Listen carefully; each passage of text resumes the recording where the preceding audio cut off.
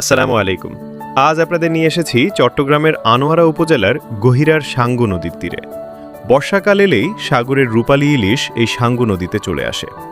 এখন নদীতে মোটামুটি ইলিশ মাছ পাওয়া যাচ্ছে, তাই প্রতিদিনই জেলেরা নৌকা আর জাল নিয়ে নদীতে নামছেন ভাগ্য বদলের আশায়। কেউ ভালো মাছ পাচ্ছেন, আবার কেউ কম মাছ নিয়েই ফিরে আসছেন। তবুও জীবন জীবিকার টানে তাদের এই সংগ্রাম থেমে থাকে না। সাঙ্গু নদীর এই মনোমুগ্ধকর দৃশ্য, নৌকার সারি আর জেলেদের ব্যস্ততা বর্ষাকালের এক অনন্য সৌন্দর্য তুলে ধরে।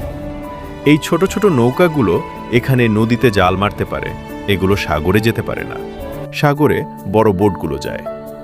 আপনি যদি কখনো চট্টগ্রামের আনোয়ারায় আসেন, তাহলে বর্ষার এই সময়ের সাঙ্গু নদীর সৌন্দর্য অবশ্যই উপভোগ করবেন। ভিডিওটি ভালো লাগলে লাইক, কমেন্ট ও শেয়ার করতে ভুলবেন না। আরও এমন সুন্দর ভিডিও দেখতে আমাদের সঙ্গে থাকুন।